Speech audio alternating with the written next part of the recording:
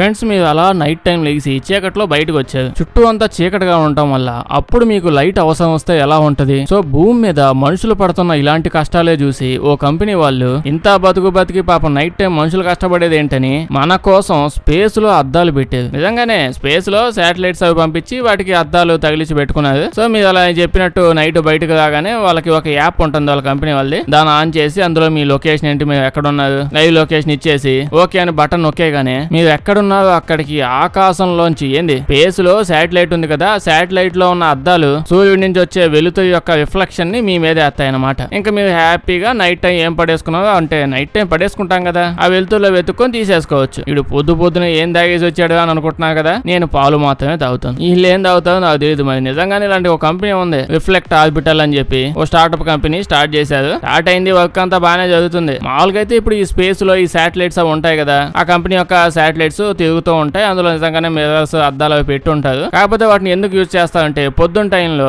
సూర్యుడి యొక్క ఎండని ఎక్కువగా రిఫ్లెక్ట్ చేసి కొంచెం ఎక్కువగా భూమి మీద పంపిస్తూ ఉంటాయి. అంటే సోలార్ ప్యానల్స్ పెట్టి ఉంచుతారు కదా పెద్ద పెద్ద పొలాల్లో అన్నిట్లో ఫుల్ గా ఎలక్ట్రిసిటీ ఎనర్జీ ఎక్కువ క్రియేట్ చేయడానికి. సో ఈ అద్దాలు స్పేస్ లో ఉండటం వల్ల ఎక్కువ ఎనర్జీ క్రియేట్ అయ్యి అంటే ఎక్కువ సూర్యుడు రశ్మి అదే వెళ్తూ ఎక్కువ రిఫ్లెక్ట్ చేసేసి ఎక్కువ ఎనర్జీని ప్రొడ్యూస్ చేస్తుంటది. పొద్దున్న బాగా వచ్చి ఈవినింగ్ అయినా సరే సూర్యుడు అటు వెళ్ళిపోతాడు కదా, అప్పటికి కూడా ఈ అద్దాలే ఉపయోగించి ఎక్కువ టైం ఎనర్జీని క్రియేట్ చేస్తారు. ఇంకా నైట్ అయిపోయింది. నైట్ అయిన తర్వాత ఏం యూజ్ ఏం లాభం ఉండదు కదా, ఖాళీగా ఉంటాయి అద్దాలు. సో నైట్ టైం ఇలా యూజ్ చేసుకుందాం. మనుషులుగా నైట్ టైం లైట్లు వేసే సర్వీస్ ని ప్రొవైడ్ చేద్దాం. మీకు అనిపించచ్చు చేతిలో మొబైల్ ఉన్నప్పుడు టార్చ్ ఆన్ చేసుకుంటాడు కానీ యాప్ ఏదో ఉపయోగించి ఇంటర్నేషనల్ శాటిలైట్ వాడిని కనెక్ట్ అయ్యి బాబు నా రూపాయి బిల్లాడో పడిపోయింది లైట్లు ఆన్ చేయరా బాబు నేను ఎత్తుక్కుంటా అని చెప్పి ఎవడు అడుగుతాడు? అయితే మనం అడగం. పెద్ద పెద్ద కంపెనీలు అడుగుతాయండి. ఈ ప్రపంచంలో జరుగుతున్న సగం బిజినెస్ ఏంది అడ్వర్టైజ్మెంట్లు. ఇప్పుడు ఇమాజిన్ చేయండి, వాళ్ళు శాటిలైట్ నుంచి ఆకాశంలో నుంచి అలా లైట్ వదిలేదు. ఆ లైట్ లో కంపెనీస్ యొక్క బ్రాండ్ వేసుకొని డైరెక్ట్ గా ఆకాశంలోనే బ్రాండ్ వేసేసుకొని లోగోలో చూపించుకుంటూ, ఇంకొన్ని వాళ్ళు అయితే డైరెక్ట్ గా గాలిలోనే లైట్లతో పాటు బ్రాండ్ కూడా వేసేసుకోవచ్చు. ఇప్పుడు ఇంకా జనాలు నడుచుకొని పోతూ ఉంటే సడన్ గా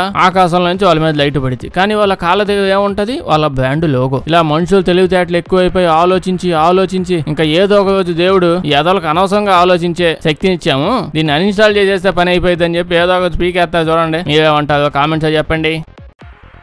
ఫ్రెండ్స్ రష్యాకి సంబంధించిన సైంటిస్ట్ కమ్ ప్రొఫెసర్ ఒక ఆయన ఉన్నారు. అతను ఒక బ్యాక్టీరియా సైంటిస్ట్ లేండి. ఎతకతా ఉంటారు ఎక్కడేం కొత్తగా దొరికిద్ది లాగుదాం వాడుదాం కనిపెడదాం అని ఉంటారు కదా. అలా వెతుకుతూ పోయి సైబీరియాలోని మంచు పర్వతాల్లో పడి తిరుగుతూ ఉంటే అక్కడ ఏదో ఒక బ్యాక్టీరియా కనిపించింది. అతనికి కనిపించిందంటే కళ్ళకి కనిపించింది కాదులేండి, ఏదో ఒక టెస్ట్ యాడి పైన శాంపుల్స్ గిక్కొచ్చి పోతా ఉంటారు టెస్ట్ ట్యూబ్ లో పెట్టుకుని. ఆ శాంపిల్స్ అని తీసుకొచ్చి ల్యాబ్ లో టెస్ట్ చేస్తే అందులో ఒక బ్యాక్టీరియా ఉంది. ఆ బ్యాక్టీరియా చాలా పాతది. ఎంత పాతదో తెలుసా? 35 సంవత్సరాలు 35 లక్షల సంవత్సరాలు అంత పాతదంట. మనుషులు పుట్టారు అసలు అప్పటికి 35 లక్షల సంవత్సరాలు అంటే ఏంది మరి? అతనికి కూడా మైండ్ ఫ్యూజ్ ఎగిరిపోయి దానికి వెంటనే అతను బెసెల్ఎఫ్ అని పేరు పెట్టుకున్నాడు. అతనే కనిపెట్టాడు, నచ్చిన పేర్లు పెట్టుకుంటాడు.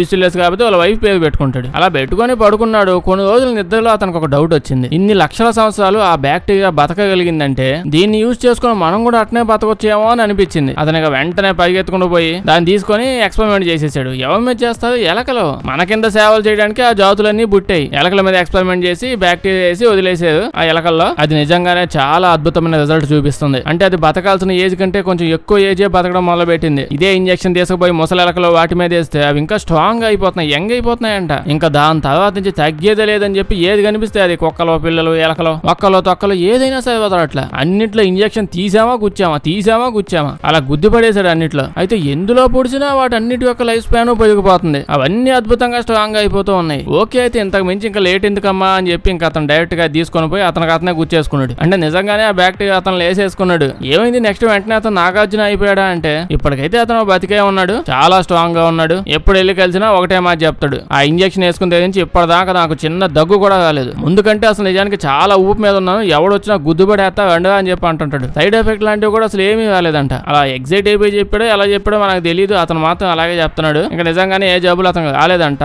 అయితే దాని తర్వాత ఇప్పటిదాకా దాని మీద పెద్ద ఇన్ఫర్మేషన్ పెద్దగా ఏమి లేదు ఎవరి దగ్గర. పంపతీసి నిజంగానే అద్భుతంగా వర్కౌట్ అయిపోయి సీక్రెట్ ఎక్స్పెరిమెంట్లు ఏమో చేస్తూ ఉన్నాయో పెద్ద వాళ్ళందరికీ అమ్మేద్దామని చెప్పి తొందరగా ఏదో ఒకటి చేసి సక్సెస్ అయిపోండి అమ్మా. మీరు సక్సెస్ అయిపోయి 2 బాటిల్ కొని నాకు ఓ బాటిల్ ఇవ్వండి, ఓకేనా? అవగాని చెప్పండి. అయితే మనం ఇప్పుడు అతను లాగా కోణంలో పడి దిగి బ్యాక్టీరియాలు ఎత్తుకొని నోట్లో వేసుకోలేం కదా. సో మన హెల్త్ మనమే కాపాడుకోవాలి. లైఫ్ లో జస్ట్ కొన్ని చిన్న చేంజెస్ చేసుకుంటే నిజానికి అతని కంటే కూడా మంచి లైఫ్ ని లీడ్ చేసుకోవచ్చు. సో ఆ చిన్న చేంజెస్ ఏంటో చెప్పడానికి కుక్కు ఎఫ్ఎం వాళ్ళు చిన్న అలవాట్లు పెద్ద మార్పులు గ్రూప్ అని ఒక మంచి ఆడియో బుక్ ని మన తెలుగు లాంగ్వేజ్ లో తీసుకొని వచ్చారు. మన హెల్త్, జాబ్, ఏజ్ ప్రతి ఒక్క విషయాన్ని కన్సిడర్ చేస్తూ అద్భుతమైన టిప్స్ భలే ఇచ్చారు. ఇది మాత్రం లైఫ్ లో ఒక్కసారైనా వినాల్సిందే. ఇది కాదుగా మాకు ఇంకేదైనా ఇంట్రెస్టింగ్ గా వినాలని ఉంది అని అన్నా, ఏదో హిస్టరీ వినాలి, బయోగ్రఫీ వినాలి, సెల్ఫ్ హెల్ప్, ఎంటర్టైన్మెంట్ ఏదైనా అనుకోండి, అన్ని టాపిక్ల మీద కొన్ని వేల గంటల పైగా ఆడియో బుక్స్ ఉన్నాయి. కుక్కు ఎఫ్ఎం మనకి ఇప్పుడు ఇవన్నీ ఫ్రీగా ఇస్తుంది. నిజంగానే 7 days పాటు audio books, summaries, stories, bytes 7 days పాటు ప్రీమియం యాక్సెస్ మనకు ఫ్రీగా ఇస్తుంది. దీని డౌన్లోడ్ లింక్ డిస్క్రిప్షన్ లో ఆల్రెడీ ఇచ్చాను. డౌన్లోడ్ చేశాక ఒక ₹2 డెబిట్ అవుతాయి. అవి కూడా వెంటనే మీ అకౌంట్ లోకి వచ్చేస్తాయిలేండి. ఈ ఫ్రీ టైమ్ లోనే మీ సబ్స్క్రిప్షన్ ఎప్పుడైనా క్యాన్సిల్ చేసుకోవచ్చు. కుక్కు ఎఫ్ఎం ఫీచర్స్ గురించి ఇంకా చెప్పాల్సిన పనేం లేదు. పెద్ద పెద్ద ఆడియో బుక్స్ వినే టైం లేదు అంటే హ్యాపీగా కుక్కు ఎఫ్ఎం బైట్స్ విని నాలెడ్జ్ పెంచుకోండి. యాడ్ ఫ్రీ లిజనింగ్ గానీ, ఆడియో స్పీడ్ అడ్జస్ట్మెంట్లు గానీ, మీ ఇంట్రెస్ట్ ని బేస్ చేసుకుని పర్సనలైజ్డ్ బుక్ రికమెండేషన్లు గానీ, ప్రీమియం ఆడియో క్వాలిటీలో దీని ఫీచర్స్ అసలు అద్భుతంగా ఉంటాయి. లేటెస్ట్ న్యూస్లు, ట్రెండ్స్, స్టోరీస్, సెల్ఫ్ ఇంప్రూవ్మెంట్ నుంచి కరెంట్ ఈవెంట్ల దాకా అన్నిట్లో అప్డేటెడ్ గా ఉండొచ్చు. మీకు నచ్చిన ప్లేస్ లో నచ్చినట్టు కూర్చొని హ్యాపీగా ఎక్కడైనా వినొచ్చు. ఇందులో ఏ ఏజ్ గ్రూప్ కైనా, ఏ టైమింగ్ కైనా ఫ్యామిలీ అంతా కలిసి కూర్చొని వినే ఆడియో బుక్స్ తో ఇది మనకి ఒక పర్ఫెక్ట్ కంపానియన్ లా ఉంటుంది. దీని డౌన్లోడ్ లింక్ కామెంట్స్ లో ఇంకా డిస్క్రిప్షన్ లో పెట్టాను. ముందు మీ 7 days ట్రయల్ ని ట్రై చేసి చూడండి. తర్వాత మీ మనసుకు నచ్చింది వినండి. ఫ్రెండ్స్, ఇప్పుడు నేను 2012 ఏడాదిలో జరిగిన ఒక ఇన్సిడెంట్ గురించి చెప్పబోతున్నాను. యుగాంతం కాదు, రాలేదు, చాలా ఎదురు చూశాను. ప్రతిరోజు సినిమా చూసి ఎదురు చూసేవాడిని, రాలేదు అలా. అయితే 2012 నవంబర్లో వెస్ట్ జెట్ వాళ్ళు ఒక ఎయిర్లైన్స్ ఏరోప్లేన్ నడుపుతుంటారండి. వాళ్ళు ఒక పబ్లిసిటీ ప్లాన్ చేసుకున్నారు. అంటే వాళ్ళ కస్టమర్స్ ని సర్ప్రైజ్ చేద్దామని. నిజంగానే మంచి సర్ప్రైజించే ప్లాన్ వేసారు. వాళ్ళది ఒక ఫ్లైట్ ఉంది, అది స్టార్ట్ అవ్వబోతుంది. అయితే అది టేక్ ఆఫ్ అయ్యే ముందు ప్యాసింజర్స్ అందరూ వెళ్లి టికెట్ తీసుకుని, అది వెళ్లే ముందు ప్యాసింజర్స్ అందరూ బోర్డింగ్ పాస్ చెక్ చేస్తూ ఉంటారు కదా. అలా చెకింగ్ పాయింట్ దగ్గర ఒక స్క్రీన్ వేసి పెట్టారు. అంటే టీవీ స్క్రీన్ ఒకటి పెద్దది వేసి శాంటా క్లాజ్ వస్తూ ఉంటారు. అందులో వచ్చిన వాళ్ళందరికీ శాంటా క్లాజ్ అక్కడికి వచ్చి వాళ్ళకి కనిపించి, ఆ టైంలో నవంబర్, డిసెంబర్ అని చెప్పాను కదా, వాళ్ళకి 2 క్రిస్మస్ మంత్లే. అలా మనుషులు కనిపించగానే శాంటా క్లాజ్, ఏ ఆకు, నీకేం గిఫ్ట్ కావాలో చెప్పు, జస్ట్ చెప్పేసి వెళ్ళు అని అంటే కస్టమర్స్ అంతా ఇదేదో ఇంట్రెస్టింగ్ గా ఉందని చెప్పి మామూలుగా శాంటా కనిపిస్తే ఊపి వచ్చేస్తాడు అటు సైడ్ వాళ్ళకి. నాకు అది కావాలి, ఇది కావాలని చెప్పి ప్యాసింజర్స్ అందరూ చాలా మంది ఆ బోర్డింగ్ పాస్ చూపించే ముందు ఎక్కే వాళ్ళు దాదాపు 250 మంది నోటుకు వచ్చినవన్నీ అడుగుతూ పోయారు. అది కావాలి, ఇది కావాలి గిఫ్ట్లని అడిగేసి నవ్వుకుంటూ ఫ్లైట్ ఎక్కేసి ఎవరెళ్ళకి వాళ్ళు వెళ్ళిపోతూ ఉన్నారు. అంటే ఫ్లైట్ ఎక్కేశారు. ఇంకా ఈ కంపెనీ ఎయిర్లైన్స్ వాళ్ళు పని పాట అంతా వదిలేసి ఎవరెవరు ఏమేమి అడిగారో లిస్ట్ రాసుకుని పరుగు అంటే ఆ ఫ్లైట్ మళ్ళీ ల్యాండ్ అయ్యే లోపు గిఫ్ట్లన్నీ తెచ్చిచ్చేయాలని షాపింగ్లు గీపింగ్లు ఎక్కడ పెడితే అక్కడ అంతా వెళ్ళిపోయి వాళ్ళు అడిగినవన్నీ కొనేసి గిఫ్ట్ బ్యాగ్లు కట్టేసి పెట్టేసి ఉంచేశారు. అంటే వీళ్ళ దగ్గర 4-5 గంటల టైం ఉందిలేండి ఆ ఫ్లైట్ ఇక్కడ నుంచి డెస్టినేషన్ కి వెళ్ళాలంటే. ఫ్లైట్ అలా ల్యాండ్ అయిపోయింది. అందరు వాళ్ళు ఇంకా లగేజ్ తీసుకోవడానికి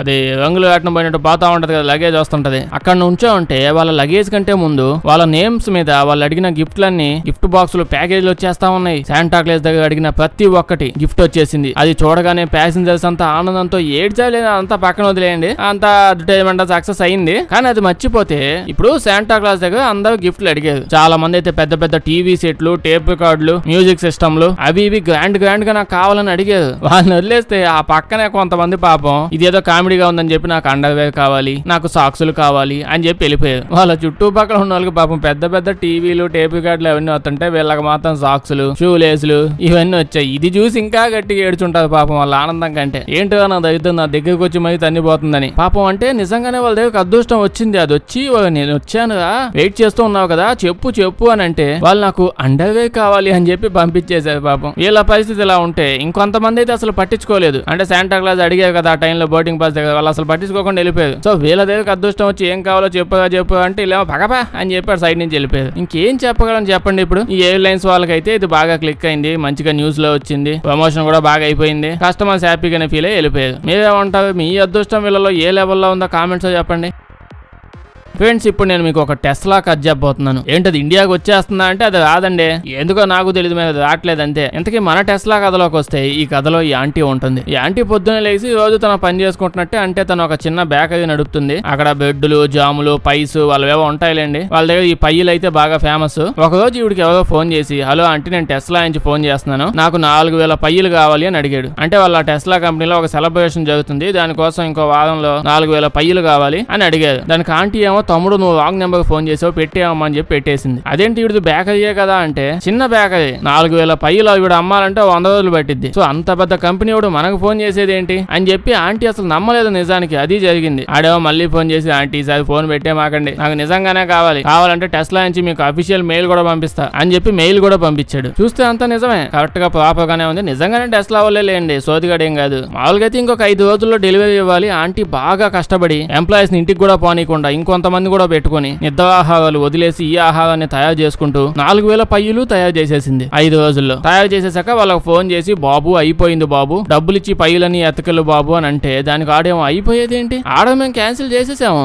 ఎప్పుడో చేసాం కదా మీకు చెప్పలేదా, ఓ షేట్ మర్చిపోయినట్టున్నాను, ఇప్పుడే ఇంకొక అఫీషియల్ మెయిల్ పంపిస్తాను ఆర్డర్ మేము క్యాన్సిల్ చేసేసామని చెప్పి అని అప్పుడు మెసేజ్ పెట్టాడు, మీ ఆర్డర్ క్యాన్సిల్ చేసేసామని లాస్ట్ మినిట్ లో. అంతే పాపం ఆంటీకి ఇంకేం చేయాలో అర్థం కాల. నిజంగానే అర్థం కాలేదు ఏం చెయ్యాలి, తీసుకుపోయి కోల్డ్ స్టోరేజ్ లో పెట్టాలా ఏంది అవన్నీ. అయినా మరి ఆవిడేమో 4000 అప్పడాలే అయింది ఇలా కాకపోతే ఇంకొక అమ్ముకోవడానికి ముందే అడ్వాన్స్ తీసుకోవాలి కదా. సర్లేండి అక్కడ పనిచేసే ఒక అతను ఈ విషయం మొత్తాన్ని సోషల్ మీడియాలో పోస్ట్ చేసి పెట్టాడు, ఇదయ్యా సంగతి, టెస్లా వాళ్ళు మమ్మల్ని వెన్నుపోటు పొడిచారని. అంతే ఆ పోస్ట్ చూడగానే చుట్టుపక్కల ఊళ్ళో వాళ్ళందరూ లైన్లు కట్టేశారు, ఆ పయ్యలు మాకు కావాలి మేం కొంటామని. కట్ చేస్తే మధ్యాహ్నం నుంచి సాయంత్రానికి అక్కడ పయ్యలన్నీ అయిపోయాయి. 4000 పైసు కంప్లీట్ అయిపోయాయి. అవి కంప్లీట్ అయిపోయినా ఇంకా జనాలు రావడం మాత్రం ఆగట్లా, వస్తనే ఉన్నారు నాకు పయ్యలు కావాలని. నెక్స్ట్ రోజుకి ఆవిడ ఆ షాప్ క్లోజ్ చేసింది. పయ్యలు లేవు బాబు అన్నీ అయిపోయాయి, ఒక రోజు ఆగిరండి ఇంకో 4-5 వేలు చేస్తాను అని చెప్పి దెబ్బకి ఫేమస్ అయిపోయింది ఆవిడ. దుర్మార్గుడు టెస్లా వాడు ఎంత పని చేశాడో చూడండి అని అనుకుంటున్నారా, అనుకోమాకండి. ఇవిడికి మళ్ళీ ఇంకో సైడ్ నుంచి లాభం వచ్చింది. ఈ న్యూస్ అంతా ఇంత వైరల్ అయింది, వేల జనాల మంది ఇల్లు కొనుక్కున్నారు. ఇంకా వాడికి బ్యాడ్ నేమ్ రాదు. ఆ టెస్లా వాడు ఆవిడికి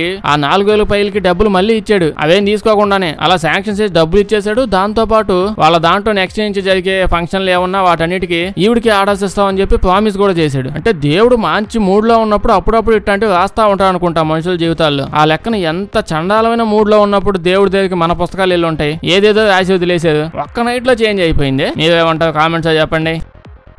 ఫ్రెండ్స్ 2013 సంవత్సరంలో టింబర్లాండ్ అనే ఒక కంపెనీ వాళ్ళు రిలయన్స్ తో కలిసి వుడ్లాండ్ కంపెనీ మీద కేసు వేశారు. వుడ్లాండ్ తెలుసుగా, ఫుల్ పాపులర్ షూస్, ఇండియాలో మంచి మిలిటరీ షూస్ లాగా లెదర్ తో తయారు చేసి అమ్ముతుంటారులేండి. లెదర్ షూస్ చాలా స్ట్రాంగ్ గా ఉంటాయి, ఇంకా చాలా టైప్స్ కూడా ఉంటాయి అందులో. ఇండియాలో గట్టిగా ఫేమస్ అయింది, ఇప్పుడే కాదు 1990s నుంచే ఫేమస్ అయిపోయింది అదే వుడ్లాండ్ కంపెనీ. సో ఈ కంపెనీ మీద టింబర్లాండ్ అని చెప్పి ఒక ఫారెన్ కంపెనీ ఉంది, వాళ్ళు వచ్చి కేసు వేసారు. ఏమని ఆ షూస్ మావి, డిజైన్లు మావి, అన్ని మావి, అది కొట్టేసి వాళ్ళు వాడి పడేసుకుంటున్నారు ఏంటి, ఇలా కేసులు వేస్తూ ఉన్నారు. కానీ ఏం గెలవలేదులేండి. అయితే ఏంది వాళ్ళు నిజంగానే అలా ఏమైనా వాళ్ళు యూజ్ చేశారా అంటే ఒక రకంగా ఉందనే చెప్పాలి. ఈ టింబర్లాండ్ అనేది అమెరికా వాళ్ళ కంపెనీ. అక్కడ వాళ్ళు అమెరికాలో 1960-70 ఆ టైంలోనే వాళ్ళ షూ కంపెనీని లాంచ్ చేశారు. ఇలా చాలా కొత్తగా లెదర్ ని యూజ్ చేసి మంచి స్ట్రాంగ్. అప్పుడు దాకా ఇలాంటి షూసే లేవు వాళ్ళు, ఎక్కడ జస్ట్ నార్మల్ షూసే ఉండేవి. వీళ్ళే ఇలాంటి మోడల్స్ తో స్టార్ట్ చేసేది. వాళ్ళు స్టార్ట్ చేసి చేయగానే అది పెద్ద ఫేమస్ అయిపోయింది యూఎస్ మొత్తం. అలాంటి టైపే మొదటిసారి వాళ్ళు చూడడం. కట్ చేస్తే అవతార్ సింగ్, ఇతనే అవతార్ సింగ్. ఇతను అప్పట్లో కెనడాలో ఉండేవారు. అక్కడ అతను రకరకాల షూస్, చెప్పులు, ఆ టైప్ బిజినెస్ ఇదంతా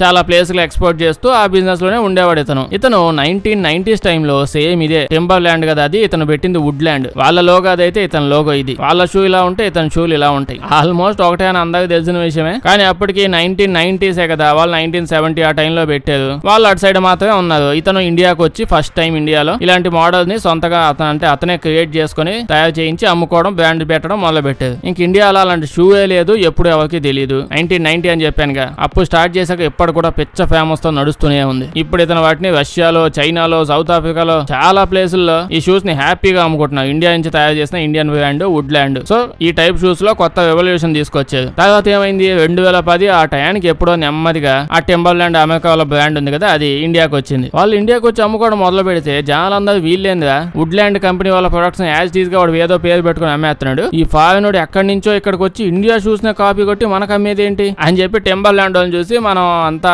ఇండియన్స్ అందరూ అనుకున్నది వాడు కాపీ గార్డని. దాంతో అసలు వాళ్ళకి పాపులారిటీ లేకుండా పోయింది, పెద్దగా ఇంకా సేల్స్ కూడా వాళ్ళకి లేవు. దీంతో ఈ టింబర్లాండ్ వాళ్ళు రిలయన్స్ వాళ్ళతో కలిసేసి మనం ముందుకు వెళ్దాం అని వీళ్ళు పోయి కోర్టులో అది దాన్ని కేసు వేసారు. అయినా సరే ఇప్పుడు ఇంకా ఏం చేస్తారు, అది ఎప్పుడో 1990s అప్పుడు వచ్చింది మన ఇండియన్ బ్రాండ్ అని చెప్పి వుడ్లాండ్. అప్పటికి టింబర్లాండ్ అని చెప్పి ఎక్కడ అసలు ఇండియాలో చుట్టుపక్కల ఏమీ లేదు, ప్రూఫ్లు అంత పెద్దగా ఏం లేవు, అసలు ఏం చూపించుకోవడానికి. వాళ్ళు ఇతను కంపెనీ పెట్టాడు, లేదో తయారు చేసి షూస్ అమ్ముతాను అంతే. ఆ టింబర్లాండ్ వాళ్ళు చాలా కష్టపడ్డారు, ఏదేదో చేశారు. కానీ లాస్ట్ గా 2015కి ఇంకా ఇండియా నుంచి వాళ్ళు బయటకు వెళ్ళిపోయారు. మన వల్ల కావట్లేదా బాబు అని చెప్పి ఇంకా వుడ్లాండ్ వాళ్ళు మొత్తం మార్కెట్ ని లాగిపడేశారు. ఏమంటారు మీరు కామెంట్స్ చెప్పండి.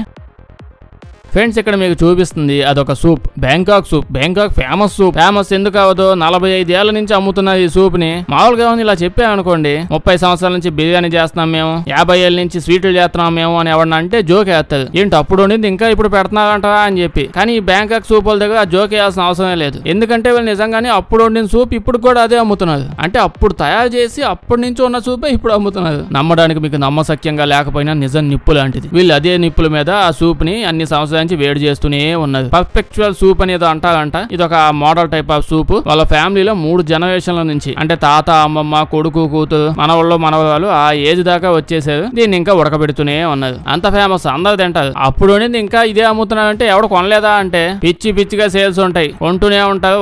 వందల కప్పులు రోజుకు అమ్ముతూనే ఉంటారు. ఏం చేస్తారంటే ఇప్పుడు సూప్ తయారు చేస్తారు. మామూలుగా వాళ్ళు స్పైసెస్, కూరగాయలు, పిండి గిండి, మాంసము అన్ని వేసి ఉడకబెట్టి సూప్ తయారు చేసి అమ్ముతూ ఉంటారు.